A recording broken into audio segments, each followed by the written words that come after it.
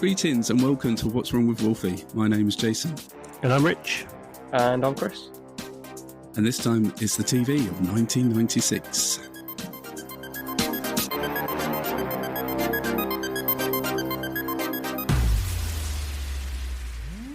Yes, the TV of 96. The year that we saw Gabby Rosalind depart the big breakfast. The 4,000th episode of Coronation Street was aired. And Darren Day takes over from Matthew Kelly as the host of the game show You Bet. Oh, God, I forgot he did that. Oh, God, yeah, Darren Day. Oh, yeah. I haven't heard that name in years. Oh, my God. This year we saw a lot of popular shows ending, including Finders Keepers, Only Fools and Horses, Going for Gold, Chef with Lenny Henry, Spitting Image, and Absolutely Fabulous. We picked some corkers for this episode with Paul McGann's Doctor Who TV movie, and then a twist this week with a show that ended this year instead of debuted, and that show is Beadles About. But before we do anything, oh no, we don't have that actually, Rich, because we're drinking tea. So let's leave that one alone, shall we? COVID's messing with your brain, dude. I know, right? Yes, I tested positive for COVID today. Let's announce it on the pod live. It's like, you can catch it over the airwaves. It's absolutely fine. It's safe, everyone. It's safe. But can you believe all these cracking TV shows ended this year? It was a bit, must have been a bit of a sad year for everybody, especially with the bangers like Only Fools and Horses and Chef with Lenny Henry and Going for Gold. Sad times, man. Sad times. Going for gold. Who's the guy that hosted that again? He's an Irish guy, wasn't it? Yes. This was on daytime I can TV. see him, but I can't remember. I don't know his name. Remember his name. A ghoulish looking guy. Terrifying. Irish, wasn't he? Very Irish. Yeah, he was really Irish. I don't know. You know we're going to get halfway through the podcast and you're just going to shout it out at the top of your voice, aren't you? I'll do my best. Okay, look forward to it. We're just going to jump straight into our picks on this episode, and the first one, which is Chris's and Rich's choice for this one. Ooh. Boys, what have you chosen for the TV of 1996? And Chris, I'll let you do the honours. Well, it's the Doctor Who 1996 TV movie. That wasn't a backdoor pilot, and it was never intended to be a show, so everyone can just stop.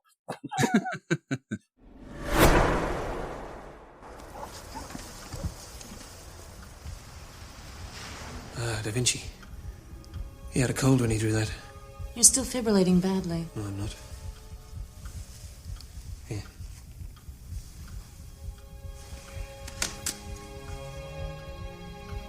I remember! I was with Pacini before he died! Name drop. I was! Shh. Oh my God. You see, that's no echo. He died before he could finish Turando. Alfano finished it based on his notes. It was so sad. You have two hearts. Who are you? I was dead too long this time. The anesthetic almost destroyed the regenerative process. Yeah. Right. I'm gonna get a syringe. I'm gonna take some blood. I don't know what's going on. Grace. Don't you see? I have 13 lives. Please. Okay, you're trying to tell me that you've come back from the dead. Yes. No, sorry. The dead stay dead. You can't turn back time. Yes, you can. I'm not a child. Don't talk to me like I'm a child. Only children believe that crap. I am a doctor. But it was a childish dream that made you a doctor. You dreamt you could hold back death. Isn't that true?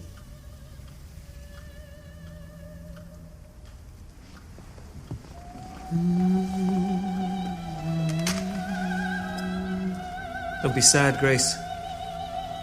You'll do great things. I still always like to think it was. I would love to think that it was. Like, yep, Yeah. This is coming to Fox. Mm-hmm. It's going to be every Saturday night. I think it was intended to be, and I think before it started recording or halfway through filming, it just wasn't sold and they didn't take it on. It's a shame. But the rumour mill has always been like, oh, it's a backdoor pilot. And then it's like, well, was it? Is it? But if you look at the troubled history of it, it's fascinating. Yeah. There's like a whole hour and a half long YouTube video about it, about the troubled development, the rights, getting the casting, getting everything on board. I need to watch that. I wasn't aware of that. Okay, that sounds fascinating. I'll send you a link later. It's like Lovely. someone who does a lot of Doctor Who retrospectives dive deep into it, and it was like it was in development hell since like 1992 or something ridiculous like that. Amazing. I think, for me, I think that what really stood out about it, obviously watching it now, enjoying it, but at the time, so much of it wasn't so much what you were watching, but yeah, everything behind the scenes, the lead up to it was so fascinating, because you have to think this was obviously like pre-internet age, like that proper like the whole fandom, the whole growth of like geek community, everyone knowing everything about everything, mass appeal. It was sci-fi, it was niche. It didn't have that big a following, and for the Americans to give it some attention and think, oh, okay, we can maybe do something with this. And I don't even remember if I knew that it was coming until like I saw the ad on BBC One saying, it was like in May, wasn't it? I think it came out on I didn't see it coming either. I found out about it through a friend that lived around the corner. I just remember it was so weird, because I would love to go back and know when I first heard about it, but I remember seeing it on TV and I was like, okay, this is American. And I had passing, obviously, like awareness of Doctor Who, seeing like some Sylvester McCoy and John Pertwee. It's like BBC Two on like a Friday night, I think it used to be. And just thinking like, yeah, Doctor Who, okay, I get this. Never really watched it, but I was fascinated. There was this thing.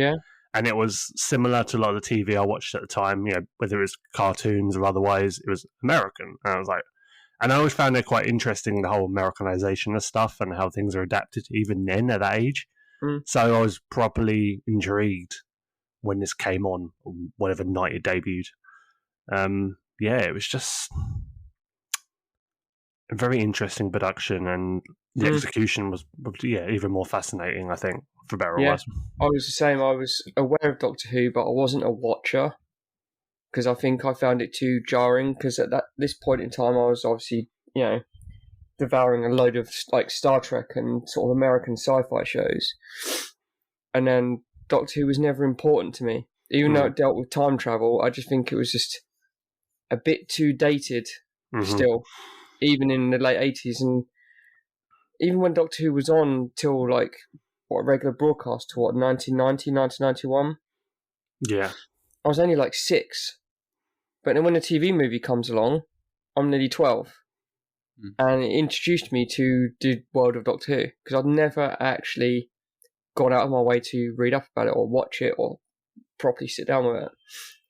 And I think it landed perfectly for me, because obviously we're at the height of the X-Files, we're at the height of Star Trek, everything to do with time travel, sci-fi, and all of a sudden there's the Americans throwing a shit ton of money at this little, small British show.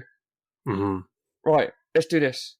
Let's get on together and we'll build all these beautiful sets, and what English actors available. And that's what I loved, that they were going to co-fund it and co-produce it, but they were adamant they wanted a British actor.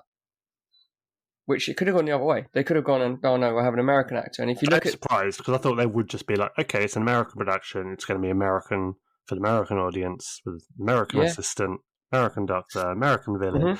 But yeah, it's nice they at least kept that connective tissue. So could you imagine like an American actor playing Doctor Who? It just would not work, would it, at all? As long as they're eccentric enough. It's like casting James Bond, isn't it? There's a special kind of DNA that an actor needs to have to get the Doctor's job. But as for American, you're looking mid-90s, you've got things like they would have gone for a really popular name as well to sell the show. I can't even think off the top of my head who I'd probably my dream casting for an American Doctor. As we're on this subject quite quickly,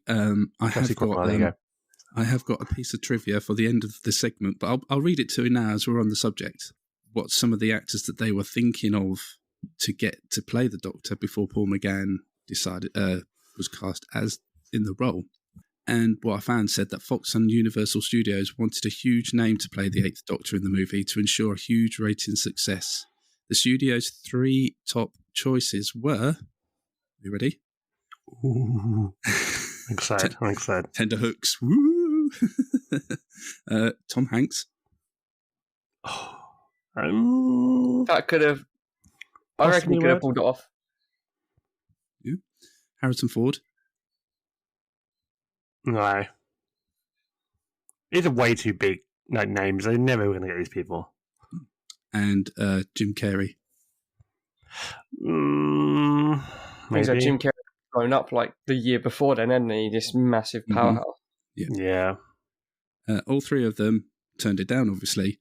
Hanks, who was a fan of the classic Doctor Who, turned down the role as he felt an American playing the role would not do the show's legacy any justice. Ford turned down the role as he didn't want to work in television.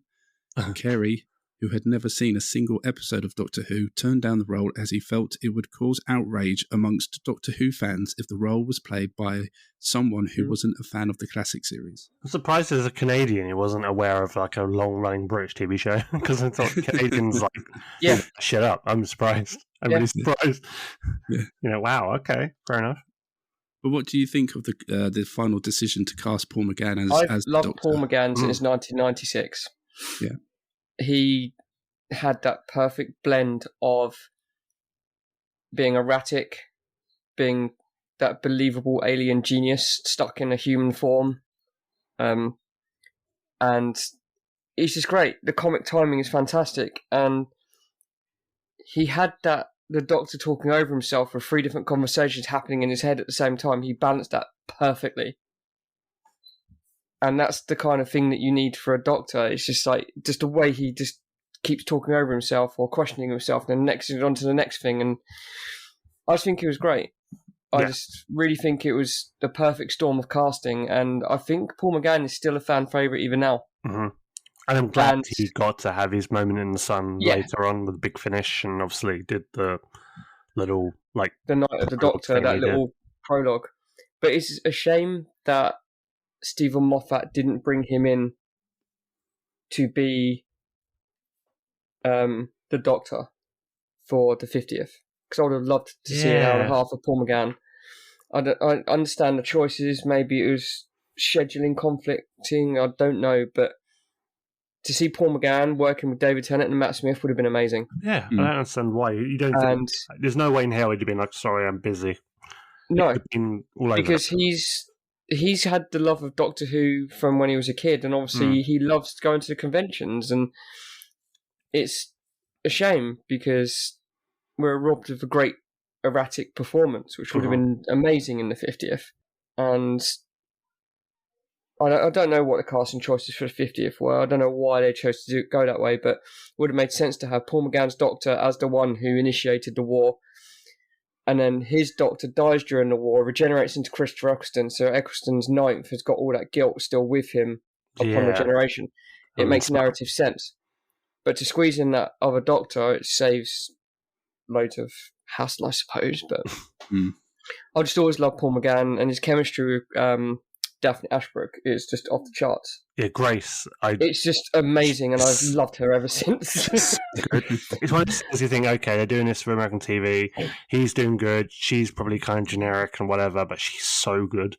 She brings so much to it, and I didn't really give her enough credit, I don't think. I'm watching it again, last week. She ticks all the boxes. She has that, the cynicism, the, at first questioning everything that's happening, not believing it. And then she has that kind of like, you can see she gets really enthusiastic and excited to partake in it. She's not just freaked out and like constantly asking questions and like, oh, I don't want to do this. She's like, she's in a dead-end relationship. She's lost her job. And she's just taking it. She plays that character with so much conviction, and she's written as an intelligent, thinking character. She's not just a disposable blonde, you know what I mean? Not just a disposable character. She plays it with so much believability that she's intelligent enough to understand that not everything is as it seems. Yeah.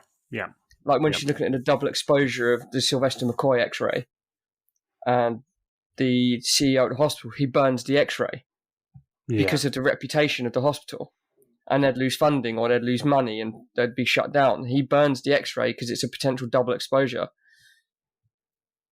and then it's not a double exposure. And when she calls him out on the BS, he burns it.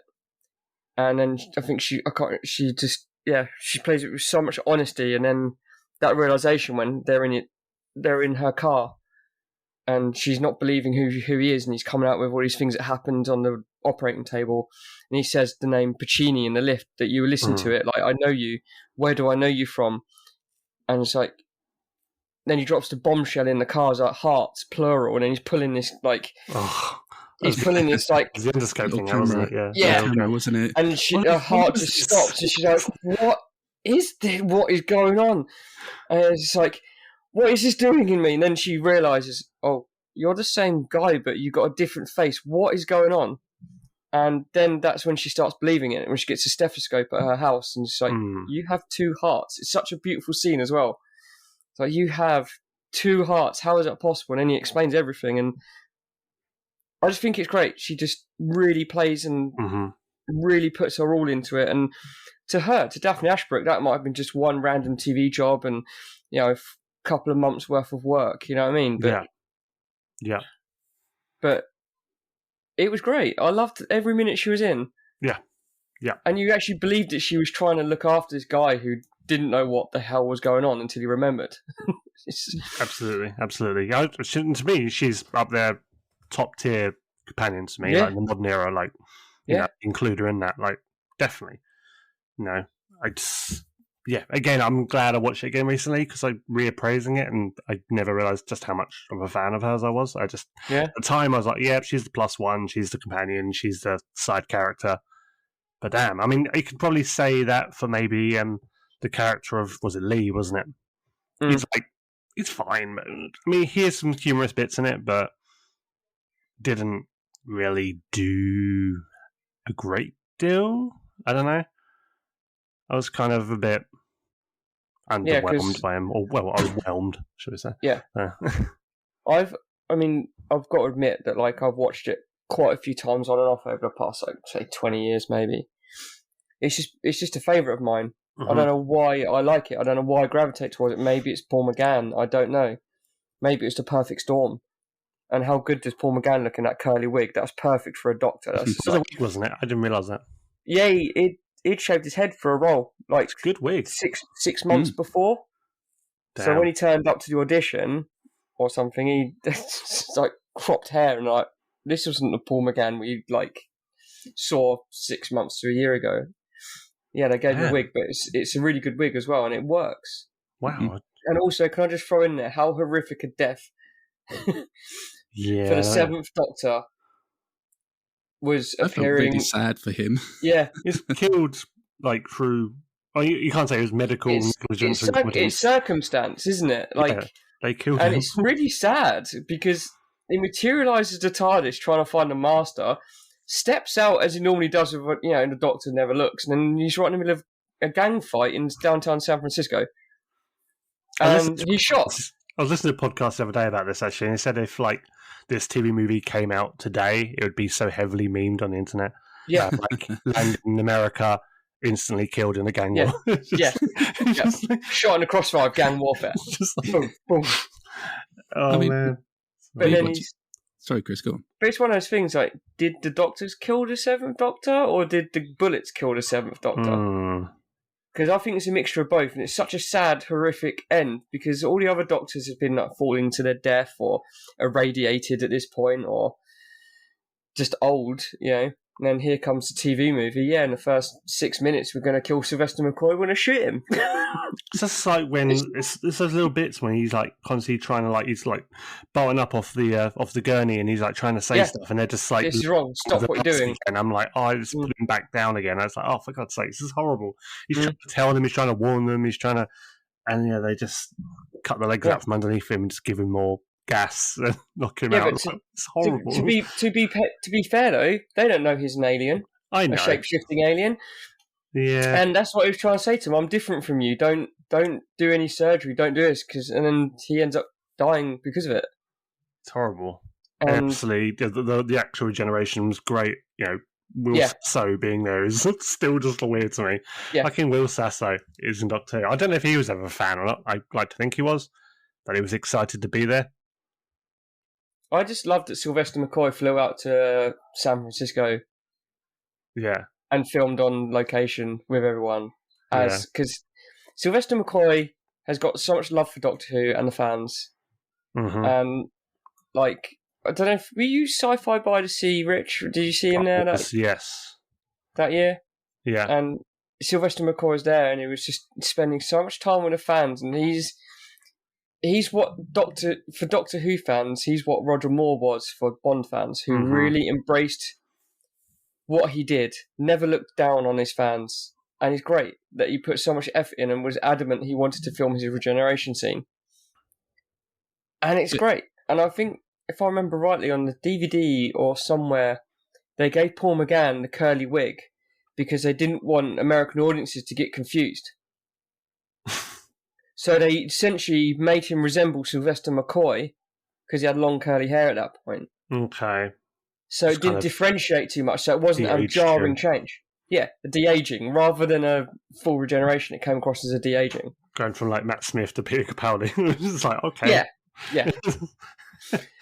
I've got Capaldi to Whittaker. That would be really that would never work.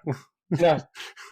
So I have a question about the whole like Sylvester McCoy section of this film, and that the time that he's in this TV movie, for the Doctor Who fans, that's a wonderful touch. It's great to see that continuation from where the TV show finished to start in this one. But do you think that it may have confused some people still, like who didn't know anything about Doctor Who, like, you know, with where... If they missed the first 2 minutes, yes. Because it's blatantly described in the diary format where Paul McGann's narrating over it. That Time Lord has 13th life, nearing the end of my 7th. And literally sets it up within the first 2 minutes of the whole thing. And then the non-union Daleks they had at the start. Yeah, because they couldn't afford the rights for the... So weird. I put it for a voice modulator, and that's enough. That's fine. That's passable. The Daleks love it. Like, just it's weird. But I can understand if there was confusion, but also it's plainly there. If they just started with Paul McGann at the beginning, would that be worse or better, or do you think it would have done better without the whole Sylvester McCoy? Like, because watching it back recently, and one thought that came into my head was I didn't know if they spent too much time with setting it up with Sylvester McCoy and then him dying and then regenerating into Paul McGann, and then obviously the Doctor has always struggled with the beginning of a regeneration with memory loss and all this and that, so they had to go through all that process as well. And I felt like we were nearly through 3/4 of the movie before he was actually remembered everything and was like back to being... Yeah, I think it was the halfway point where he finally remembered when the Master opened the Eye of Harmony. It's like... And yeah, I just didn't know whether... Like, I was just thinking like it would have been... But then maybe it might have felt a bit rushed. I don't know, because like to see more of Paul McGann as the true Doctor might have been better. I think there was just enough time, because I think if it was to be a not a backdoor pilot, if it was to be a straight pilot revival, they're going to need to tell everyone what the show's about in about 80, 90 minutes of screen time. So in the first 15 minutes, where you have this old man and he is injured and then he regenerates into a younger form, I think the audience need that as much as the fans need that, because you're establishing a universe that you're in. Yeah. Whereas if you randomly jump in and you go, what's this Doctor Who crap about? And then you watch it, and then one season goes by and you're like, what the fuck's going on? What? Wait, he's dead? What? He's not? And I think by doing that, you brace the new audience for what the show is about. That's why I like to think that the regeneration for Christopher Eccleston was kind of always planned. He was only going to come and do one season, but to set it up. Yeah. But I think as well for an audience that wasn't familiar with it, not just I think it works as a nice hook as well. Like it's like okay, there's something that people want. Well, they'd like to think at the time there would be something that was going to be discussed over the water cooler. You know, like there's that show where the protagonist changed in the first 15 minutes. And it's like, which is quite novel. That's not something I'm sure like even for us in some ways, but for an American audience, it's like completely different. So it kind of set the show apart. So I think, instead of just having the spoken introduction, but actually sort of demonstrating it, like you said, showing how, opening the universe up, showing them how it works. Yeah. I think that does more. Yeah. Explaining. Where they just threw us in with the 2005, opening episode where it just threw you in. It's like, that's the Doctor, that's the companion, it's Mortons, go, go, go. And I think it was brave to have quite a lot of reverence to the old show when putting it out for a foreign audience. They could have really played it safe and just done this is our version of the Doctor. Here's a little prologue. He's already got a companion or something. But yeah, I really appreciate they did that. So, well, I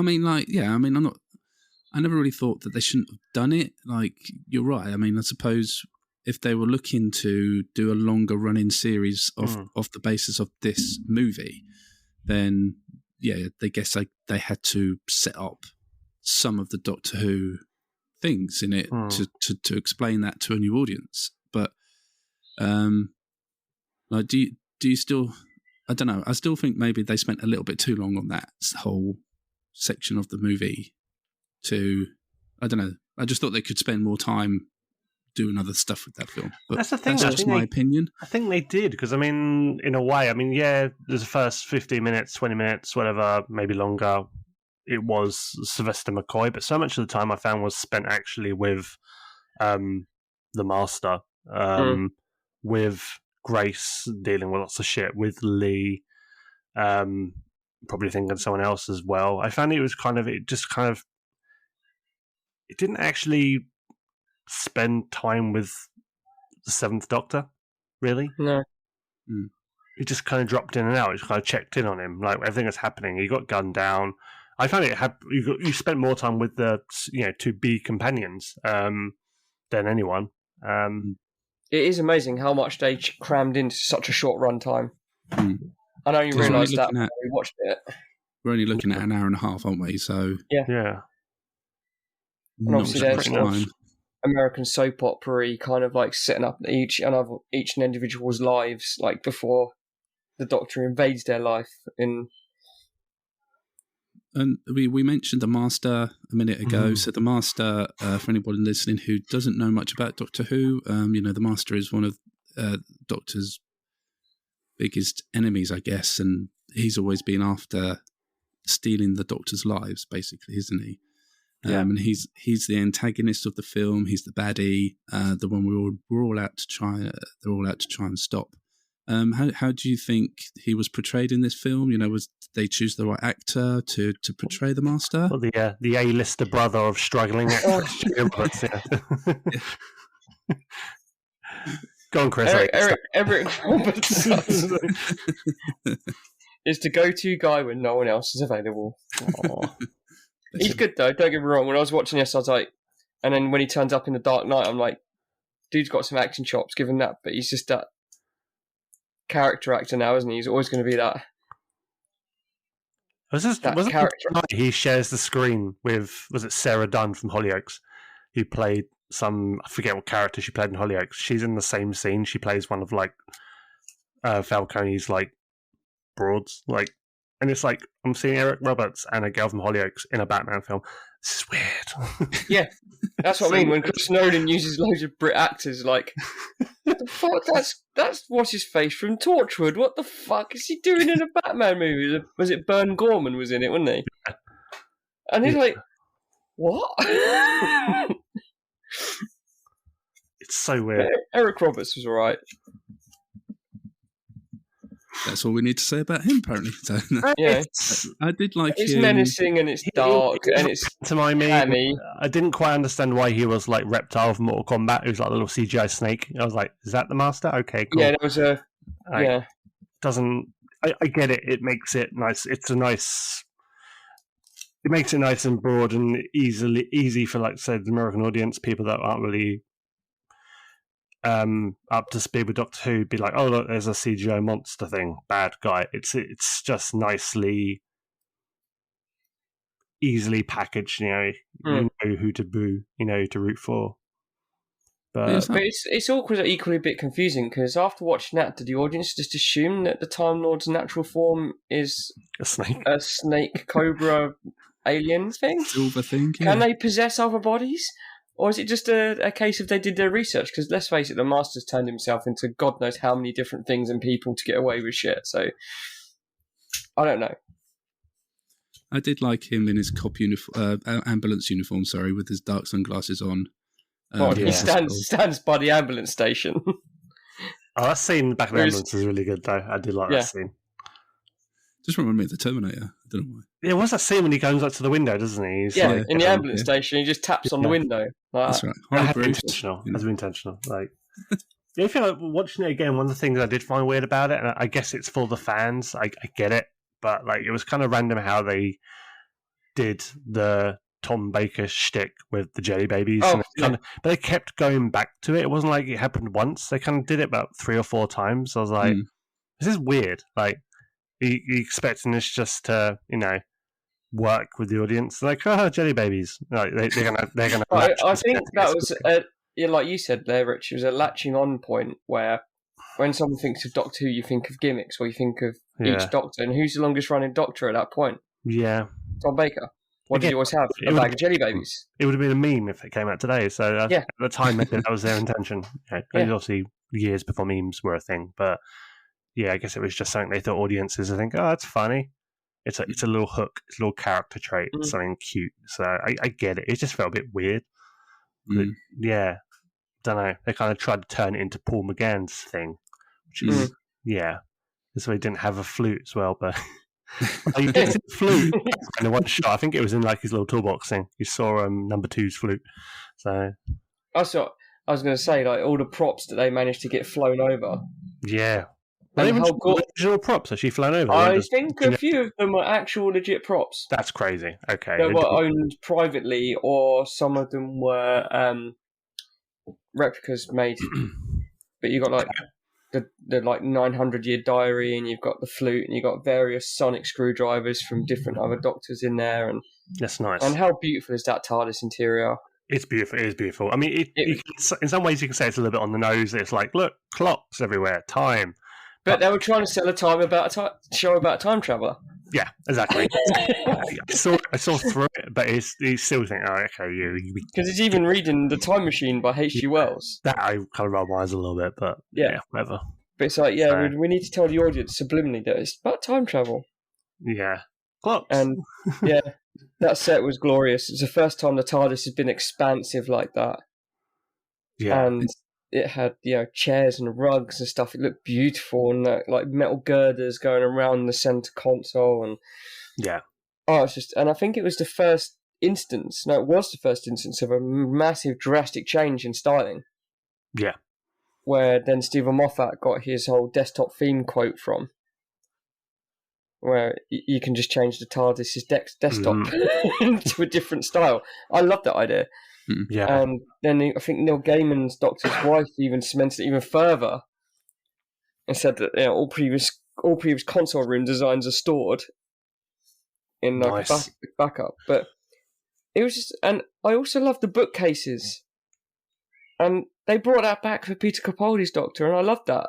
Yeah, they just put the bookcases around the set, and I was like, that adds just so much, just more subtle, like old-fashioned-y bookcases just littering around, because this guy's obviously a well-read genius alien who spends his time with humans, and it's like just real geography. You felt like even in that limited time you had in there, you felt like you knew where things were. There's where the cloister room is, and it's like it just gives you this idea. And even hearing the word cloister in this, I was like, oh, okay, cool. We're doing this, are we? We're really bringing up Doctor Who lore and stuff. I was like, nice. I liked it. Very much. Yeah. But thinking, so like when we've been talking about the film in all the positives and such, why do you think it didn't do well enough to gain a whole series? What was it? The slight cheesiness of some of the shots that they did, or how it was filmed, or what was it? Do you think? I just think it's probably kind of. I do think in a way like it's probably a bit of a product of its time in that there's this kind of somewhat maligned show. It's British. That it was niche even there. That for America, they're like, no what this is. I mean, you had some legions of like some US fans that were probably watching it on like PBS or some shit. I don't know what they were watching on back then. But if it happened today, then I think it would have just picked up more of an audience and had more success because you would have had the internet, you would have had communities, you'd have had. I mean, it's evident. You see, today you've got countries upon countries. It's like an actual American fandom. They're showing The Day of the Doctor in US theaters, simulcasting it. I'm like, this is crazy. Like, it's a show that was like, cancelled at one point. That was. Yeah, it was incredibly niche even in its home country, and now it's finding international audiences like most other like big US shows. I think it came out in '96. It was a different TV landscape. There wasn't fandom in the purest sense. And it just was never really going to find an audience. So it was kind of brave for Fox to do it. Maybe they just really had no idea of stuff to produce, so they just found this random property and thought, yep, let's do that. That'll maybe pop a rating. But like you said, it was even so niche in this country that I didn't ever really watch it. I was really big into sci-fi at that time. Yeah. And I'd never gone out deliberately to go and rent a Doctor Who VHS. I'd never deliberately watched it on TV, even though you see it on the listings, and it wasn't the thing that I went to. No, you're right. I mean, even for me, Doctor Who was something I'd seen on TV a few times, but it never appealed to me because it just looked weird and a little bit shit. A bit hungry. So it never appealed to me enough to sit down and actually watch it. And that's probably, that's a teenage me, young teenage me looking at it. As an adult, I kick myself a little bit because there's great storytelling in the old school series of Doctor Who's, and I was very much a new generation Doctor Who when they rebooted it with Christopher Eccleston and David Tennant, obviously from then on. So coming back to this one, it was a little bit of a shame they didn't manage to carry on with Paul McGann when they rebooted it instead of Christopher Eccleston. That would have been a cool touch, I thought, but.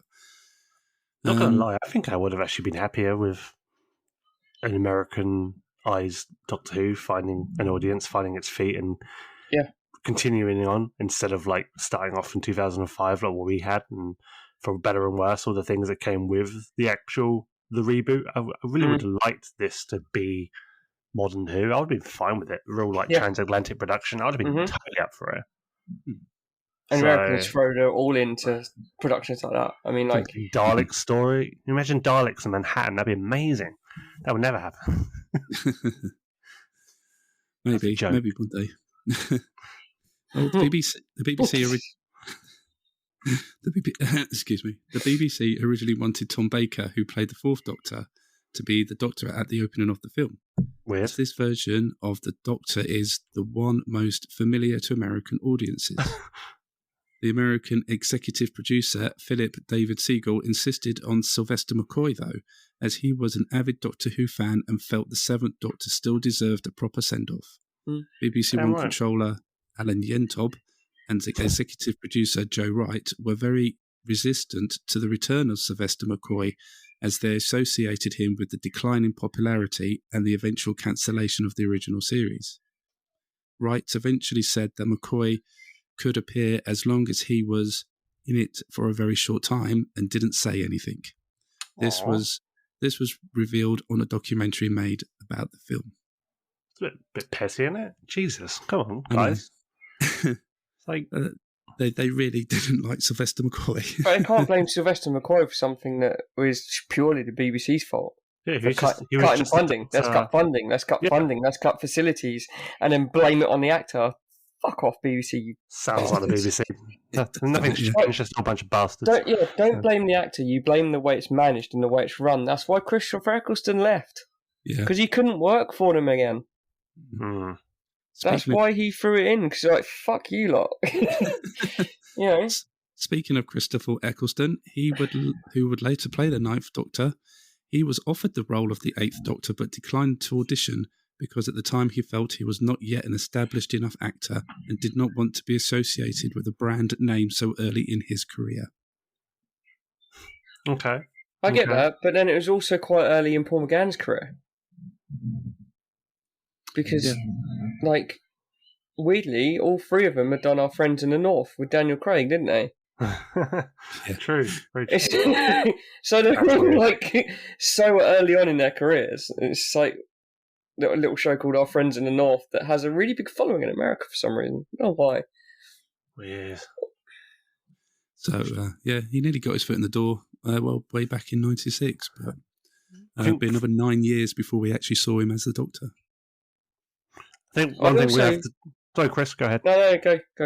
I'll say one thing I don't want to not mention is the theme tune, the opening titles. Yeah, that's a good touch, mate. Yeah, beautiful. Mid-90s American TV. The theme tune starting with like the middle 8 as well. I love that. Yeah, they flipped it because it sounded more epic. It is. It's so cool. And the way that title swooped past the camera. I was like, oh, this is so good. And it's the fact that it was 3D and it was backwards towards you. Then as you go through it, it's like the 2005 reboot. It was totally inspired by that. It pulled from the Vortex thing. It totally. Yeah, it's the same, almost the same. It's just with the names coming at you through the vortex and then flying above you. Yeah, and the way the vortex looks, even the colours, it was all there in the Chris Eccleston revival. And like you said, it's so influential that they have to have lifted a lot of elements from that. Have to have done. Yeah. And that theme by John Debney, they just even now it comes on like Spotify or something. I'm like, yes. I would love to have had that in the revival, rather than that sort of kind of like industrial metallic sounding one we had. And then, that theme music's gorgeous. Mm-hmm. Yep. So, that was Rich's and Chris's pick, and I believe you can still pick this up on Blu-ray, DVD. I did have a good run around to see if I could stream it, but unfortunately, it's not very readily available to stream. But definitely want to go and search out and pick up and give it a go. Okay, well, we're going to a completely different type of TV program next for my pick for TV of 1996. Oh, Jason, 1 second. I'm going to interrupt you very, very quickly. I've got a urgent Going for Gold update. Oh, the host, Henry Kelly. Henry Kelly! And, wait for this, the theme tune was composed by none other than Hans Zimmer. True. I've done research. Hans Zimmer.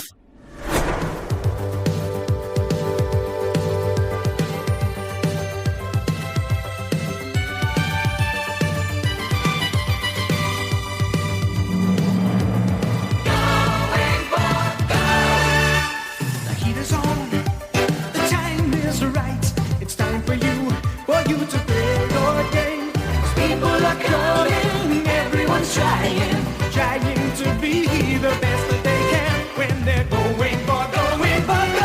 Now let's welcome your host, Henry Kelly. So it's funny you should say that because we were watching something the other night and the music was done by Hans Zimmer and a real early thing. Yeah, but this is like a daytime TV, like game show. But when you think of composers, like John Williams, his first proper job as a composer for TV was for Lost in Space in the 60s. Yeah, that was the first thing he did. That's like a classic TV show, though, isn't it? Not That's crazy. It's crazy. Madness. I'd like to have known how he ended up with that gig. He must not have realised what the hell he was signing up for. And now it explains why that TV theme tune is just so good. I just love this tribute. It says composed by Hans Zimmer, who went on to compose music to the successful movie Gladiator. It's like, that's like literally, that's the next thing he did after this. Okay. Wow, that's amazing. Brilliant. My pick is The Twist, where I've chosen one that ended this year. This show originally debuted in 1989, I think. All right. But finished this year, and that is Beadles About. Because you better watch out. And at this moment on YTV, that supreme mischief maker is here, Mr. Jeremy Beadle.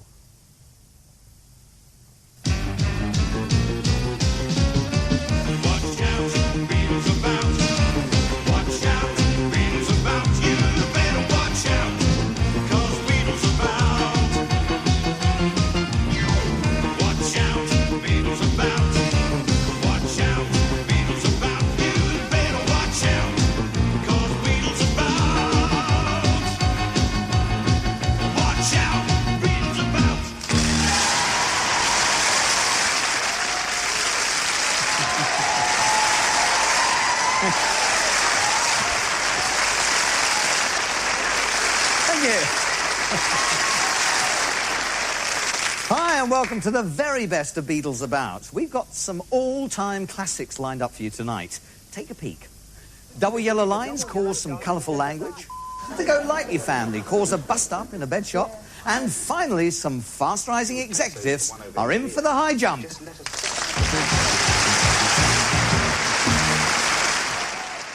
So when I look back at Saturday night TV when I was a child, you've got the classics, Gladiators, Noel's House Party, and You Bet, and the rest of these kind of shows. One of them that always sticks out for me is Beadles About, and it apparently is still the world's longest hidden camera show.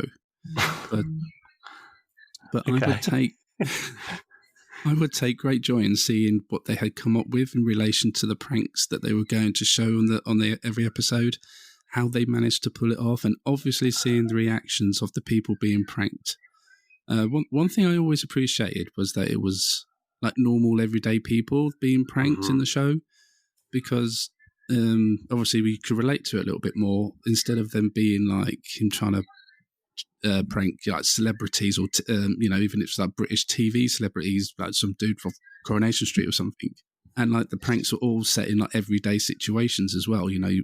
Like I say, it wasn't celebrities, it wasn't on a TV studio or anything like that. It was on a normal street or in a normal house or whatever. So it was more easy to relate to, and I think you could appreciate the prank or find the prank even more funny because of those reasons. Mm-hmm. And Beadle played his role to perfection too. Yeah. Like, he always managed to pull off the role that he was dressed up to do. And like some of the characters that he dressed up as just was as funny as the prank itself. Yeah. But I mean, like, watching it back now, I think it still holds up. It's still quite funny and still an entertaining show. And it's quite fascinating in some ways because obviously the age that it was filmed. So like you're seeing all the old cars and everything else, and it just takes you straight back. And so appreciate that. But some of the gags haven't aged well. Like I think like there was one that I watched about a temp person in a bed shop, and they got 3 obese people to come into the bed shop and Go Lollies. Yeah, everyone's favorite family. There you go. It's a brilliant name though. The family name is inspired, even if the joke is awful. Yeah. But I'm so impressed you remember the name of the family. It's just amazing. It's brilliant. Love the Go Lollies. But yeah, I remember this. I remember watching this back on the day. But continue. And it's awful. They go, there's these 3 beds that have been reserved and sold for a different customer, and then these 3 obese people come in and they lay on the beds and the beds break because of their weight. And that's something that definitely you can get away with now, I don't think. I think one thing that really stunned me, I was watching for my homework. I was watching the one when they opened up the Euro Park outside the guy's house with all like the European lorry drivers, and they had the food vans outside there. And the sheer amount of laughter from the audience at like common assault. Like the guy was like throwing punches, and the woman just cackling. And I'm like, this wouldn't happen today. They're like pissing themselves at a guy like throwing punches at lorry drivers. I'm like, how is this like? How is this like? Hilarity. We were watching it the other night as well. Like, my other half's like, why are you watching that? I was like, I'll explain later. And it was the Italian pizza restaurant owner. They block his garage or something like that. And he starts throwing shit around, and he's like, he's gonna fucking throttle one of you people in a minute. I haven't watched it properly in many years. Whether it's You've Been Framed or Beadles About, I think one thing I really gravitated towards Jeremy Beadle growing up, because I feel like you had all the other big heavy hitters on TV, like your Barrymores, your Matthew Kellys, your Knowles. I always liked with Jeremy Beadle, he was just very understated, he was dry, he had real good sarcasm to him. Mm. And he wasn't showy like a lot of the other presenters, especially like your likes of Barrymore, that, to be honest, I got my tits. It was just, I always found like he was the kind of slightly forgotten host among the big heavy hitters of the time. And I just appreciated him way more. I just think he enjoyed what he was doing, and he didn't want to do anything bigger. He seemed just doing his thing, and he was happy, and that's all it counts. Yeah. Because he did a lot of radio work, didn't he, before getting onto the TV. And you can see that in his work, I guess, even on TV. But he seemed very natural, didn't he? Very, very comfortable, because I think he did that radio work beforehand. And that he was obviously not fazed or flustered by the TV cameras at all. But a couple of the other pranks that I watched recently, knowing we was going to talk about it, was there was one prank that he did where they painted double yellow lines over a car because of they were painting lines down the street. The car was in the way, so instead of just going around the car, they painted the lines all the way over the body of the car, and the woman was getting very irate. And one of the other ones were they pushed a guy's van off a dock into the sea. I think they swapped the van before they did that one. You'd hope. Speaking of car swapping, did you see the one where they blew up some guy's Volkswagen? No. Yeah. They parked up at was it like a military museum or something like that?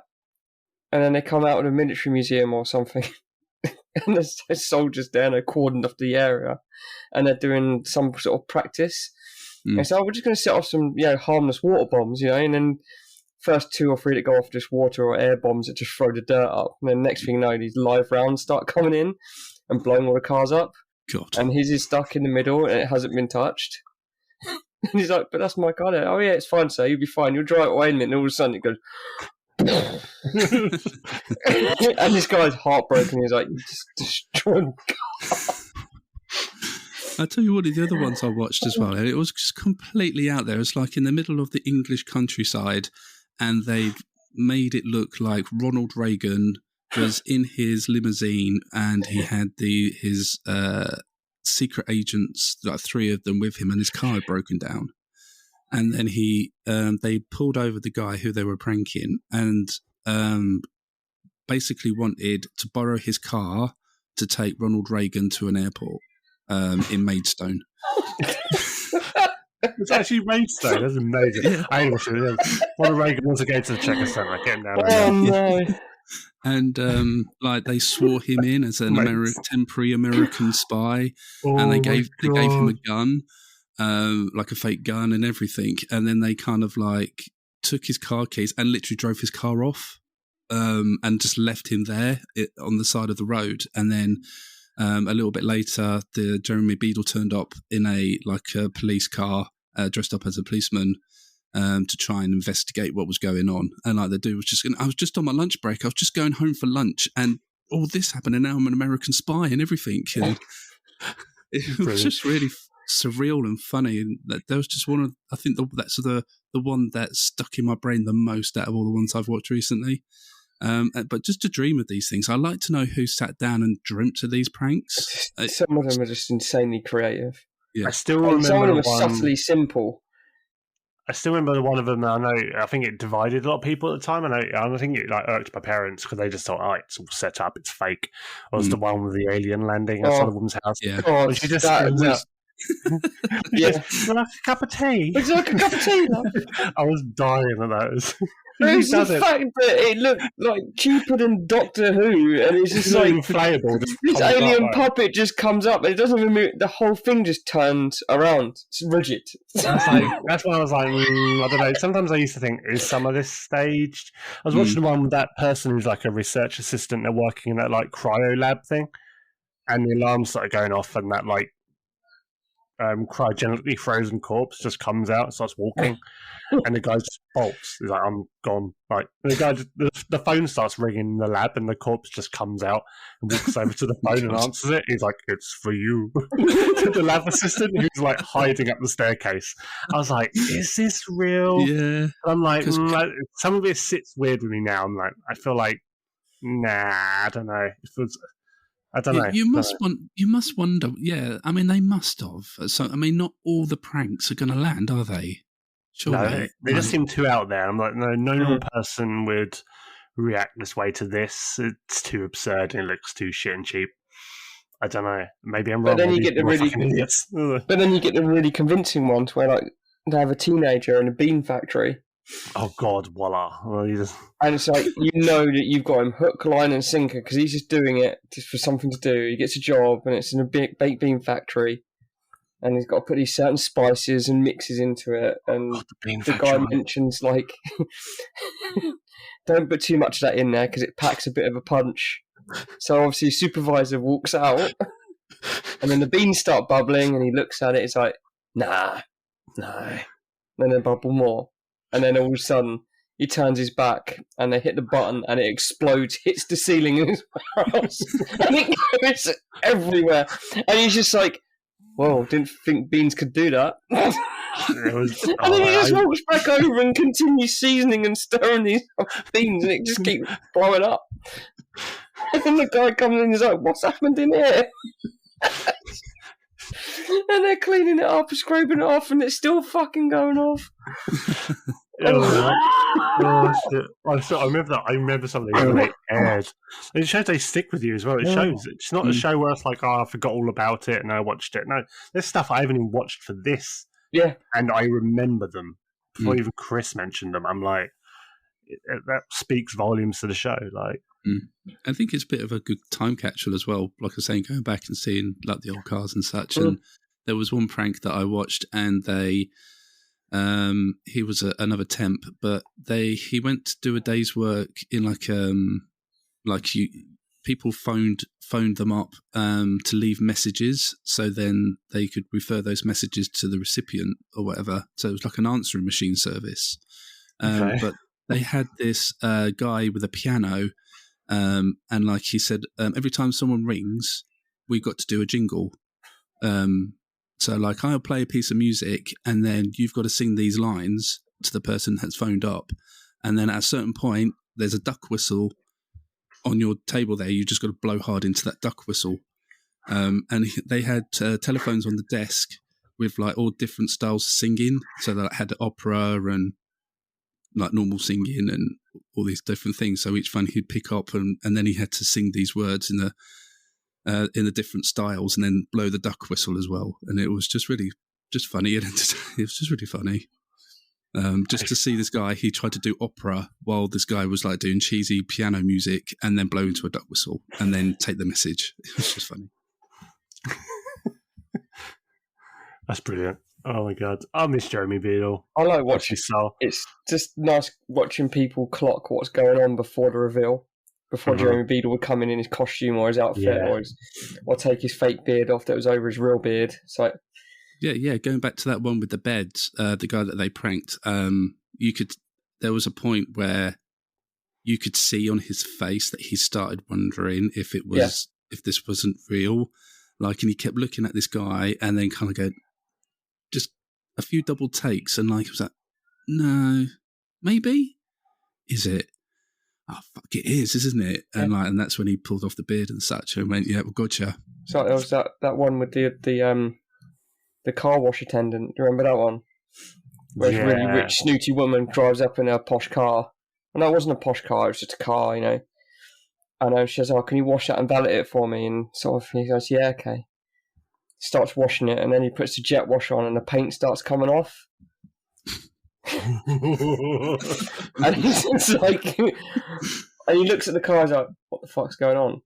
And because before then he'd been warned by the guy who was like, "Oh, you know, be careful because the pressure's pretty high in this." They'd obviously put a water-soluble paint on the car, so when she drove it in, it was fine. When she started washing it, the paint started coming off the car. And this woman comes back and says, "What have you done to my car? I'm so sorry. But the more the paint comes off the car, he's standing there, you can see in his face, he's like, some motherfucker's having me on it." He just knows. Because when Beadle turns up and takes his disguise off, he's not at all surprised.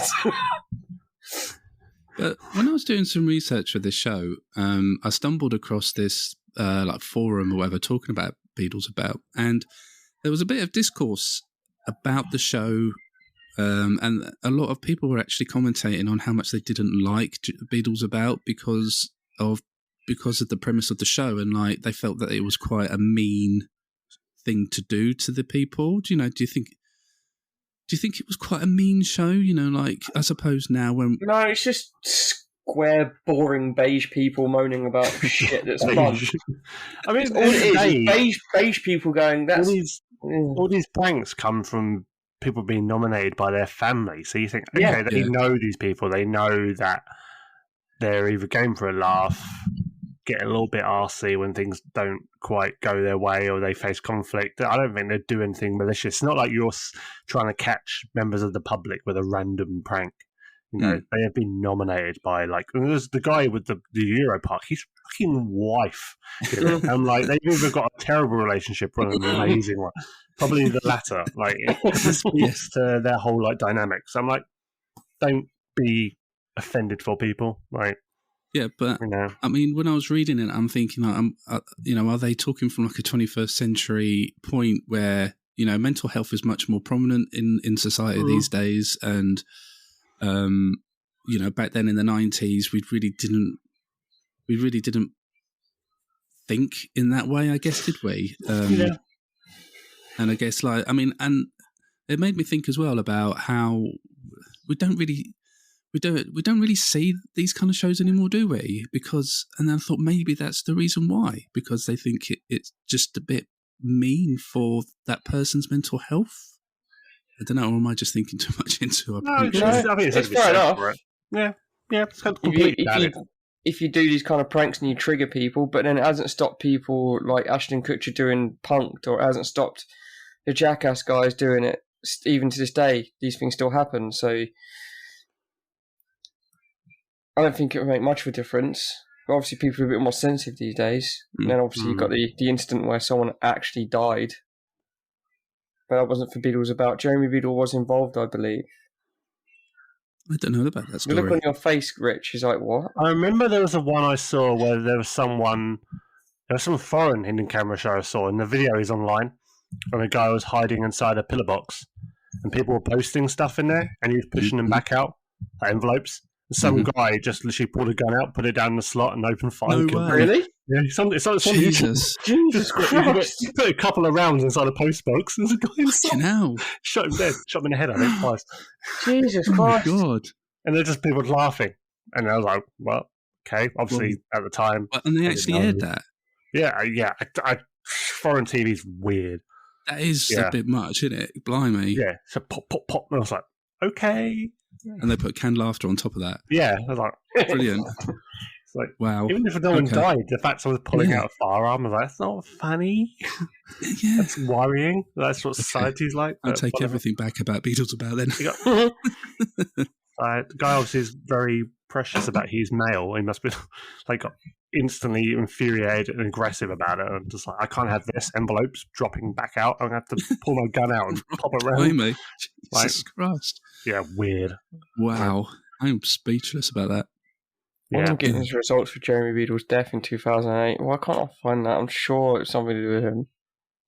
Well, while we're talking about Jeremy Beadle a little bit, why don't we talk about, I mean, I know like his other big, massive popular show was You've Been Framed. But I mean, I guess he didn't really have to do a lot of work for that one because he just had to do some voiceovers or whatever. But I mean, well, he was in the studio, wasn't he? Because this is like pre-Harry Hill, where it's just like no production at all. It was lazy. It was pretty much the video after video after video, ad break, intro, video, outro done. Yeah, Beadles Hot Shots is a show people forget about. That was good. That was ahead of its time. That show. When people used to do like all the home movies they used to do, they used to make like actual little productions and they used to submit them. That was cool. So I think I preferred that to You've Been Framed actually. So I like doing on YouTube, watching independent films that have been made. Like they're like 10-minute shorts, and so, you know, some of the films are astounding quality and just what people can do in their spare time.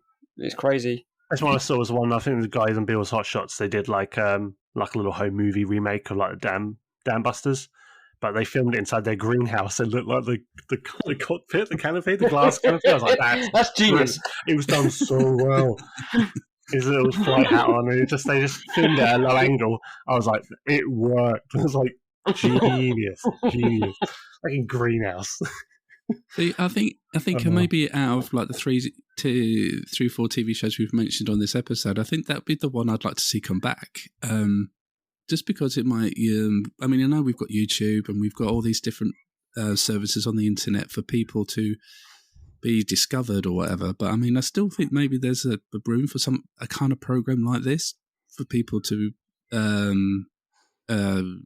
be able to make these kind of little movies and get discovered. Yeah, no, we'll do. I mean, I think there'd be a market for it as well. Yeah, and who would host it? Who would have that much charisma and enjoyment? Lisa Riley, there you go. If in doubt, Mandy Dingle, she'll do it. How was that going to? I was like, did her star shine that brightly back then? I was like, yep, we got to get Mandy Dingle to do it. Was he still alive at that point? It was like he was still around, wasn't he? He was just new host for the show. Mm-hmm. People move on, do different things. Yeah, and Harry Hill did it, didn't he? You've Been Framed. Yeah. And now I believe it's just literally CG intros. But I guess it shows the power of You've Been Framed in a way because it's still going on today. How eternal that people having accidents can be. Well, yeah, but I'd have earned a fortune on You've Been Framed by now if any of my accidents on video. But my kids love watching it when they catch it on TV, and it's just nice to see that because it was the show that I watched when I was their age, laughing my head off at whatever stupid. I think my favourite was always the animals doing stupid things on You've Been Framed. Can't be a good football into the greenhouse. That's what's the best. Like, the shocked kid's face. Oh no! It was like laughter. I never said the canned laughter. I'm not gonna laugh. Greenhouse. It's like the glass is broken. Like what? It doesn't. Someone's nan falls. Someone's nan tips back in a garden chair. Hilarious, but falls in a paddling pool. Perfect. No, it's all about the people running into patio doors. Yeah. Oh God, I did that once in a garden centre. I've done it so many times. They had a row of greenhouses, and I thought it would be fun to run through them all. And I didn't realise that one of the doors was still shut. Ooh. So yeah, it went poof straight in. Luckily, my parents did not have a camcorder at the time. Well, luckily, we would have had £250. Oh yeah, dude. Which wouldn't go far at all. Researching Beadles About, I couldn't really find a lot of trivia about it. There wasn't really that much out there for it. The only thing I could find was about the policy of the production team that was whenever a stunt was about to go dangerously wrong, or if the one having the stunt pulled on guesses that they were on Beadles About, Jeremy Beadle would just come out and the stunt would not be aired. That's the most interesting piece of fact I could find about Beadles About. I'd love to see that cutting room floor footage. Like someone gets like a fucking knife out, like shit, send Jezza out. Like. Well, yeah, because they had to like show three different pranks in 25 minutes, didn't they? So yeah, there must have been a ton of edited stuff just lost to time, I guess. It would be amazing to be able to get the chance to see that footage, maybe, or even read about it. A kind of book about it or something like that. But any listeners who work at the BBC? Jeremy Beadle BBC? It was ITV. ITV, yeah. Anyone who works in the studios that it was produced in, know where the archives are, and you find anything, do it. Put it out there. Do it. Damn, that'd be so cool. I'd love to see that. Because at the end of the day, they would have been filming it up to the point it went south, and so they've got it. I'm sure they've taped over it now. But I just have to see the filming of how they set all these pranks up, because some of them are so elaborate. Yeah. That takes like a day of just setting it up just without even running the cameras. I saw the one, the guy, they took their delivery of the satellite dish. It's like it's of the house, isn't it? It's like the whole side of the house. It's just a dish. Guy gets home from work. His wife did that to him as well. She was even in all the pranks. She was there with him. Like, the dish so big that Sean Bean's laying dead at the bottom of it. It's so big. There was a crane over there loading it down. And the guy's just bemused. He's smiling the whole time. He's like, I don't know if he twinked. He's like, there's something ain't right about this. But he was just like, I ain't dealing with it. You deal with it. And he's like, we're showing him like, oh look, all the TV shows you can get on it. They're showing him a little monitor, showing him what you get. It's like, mate, I literally like it's casting a shadow over my house. Like, literally, we're living in darkness now. With this fucking dish. So good, so good. But yeah, there must be. I'm sitting here now after we were saying about all the edited stuff. Like, there must be a ton of stories to be told about stuff that happened on that show. I'd love to. And now I'm sitting here wondering, like, is there someone, I want to reach out to someone now, get them on the show. Let's get an interview with them and find out some stuff about what happens backstage to Beadles About. I mean, it'd be fucking amazing, wouldn't it? To find out some of this stuff that we just don't know about. Or maybe I'm just geeking out too much. I have no idea. But yeah, that's your lot for this episode. If anyone listening has any memories or stories about the shows that we've mentioned on this episode, then please get in touch. I'll tell you how to do that in just a moment. But yeah, it'd be great to hear your memories and stories on the Doctor Who TV movie or Beadles About. So if you do and you're willing to share them, please get in touch. But thank you to everyone for joining us. And if you did enjoy the show and you would like to support us, then maybe consider joining the Wolfie Club, our version of the fan clubs we all joined as a kid. Badges, stickers, and even a membership card can be yours if you join a monthly membership starting from just £1, or you can just give us a one-off donation to the show if that's not your thing. Head on over to buymeacoffee.com/thewolfiepod to see all the options. A big thank you to our amazing supporters, Andrew and Tristan. Guys, you're amazing. Love you. If none of that interests you right now and you want to support us in a different way, then you can just give us a review or rating on Apple or Spotify or even on the website called Podchaser. It'd be very much appreciated. Don't forget, you can hear me and Rich talk video games with Andrew and Steve over on the Dreamcast Years podcast, and I can also be found over at the Cross Players. Rich is also a member of the Dreamcast Junkyard team, and you can hear him waffle about Dreamcast over on their DreamPod. You can find all these podcasts on Twitter at Dreamcast Years, at the Cross Players, and at the DC Junkyard. You will also find a link in the show notes, which contains all our links, including our website, Twitter handles, and more. Next time, we delve into the video games of 1996. Please look out for that in a couple of weeks' time. Chaps, if you've got nothing else to say, it's time to say goodbye. I'm going to do something profound, and I'm going to tell a joke before we leave. Ooh. So, yeah. Okay. So Jeremy Beadle and his wife are playing cards one evening. Jeremy's wife sees his cards by accident and says, "That's a shit hand you got them, Jeremy."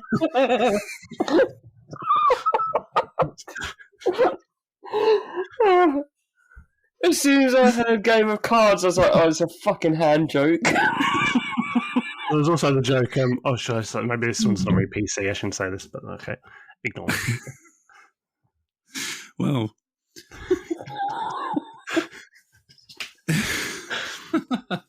Okay. Well, on that note, my name has been Jason. You've been listening to What's Wrong with Wolfie, a 90s podcast to the max. Catch you guys next time. Bye-bye. Bye. Bye.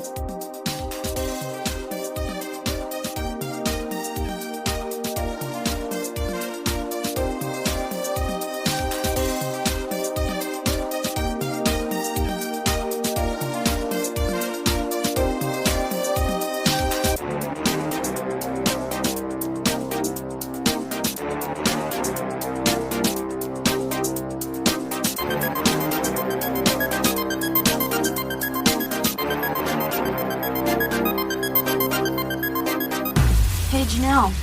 What's wrong with Wolfie? I can hear him barking.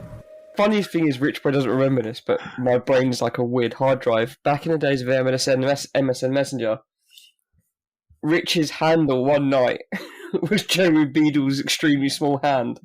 Oh God! Do you remember that? And he used to say Jeremy Beadle's extremely small hand is typing. He's typing a message. Oh God, dude! You reminded me of that. I didn't even... I remember sitting there and I was signed in one night on MSN, and obviously we used to chat. There must have been like 6 or 7 of us, weren't there, in a group?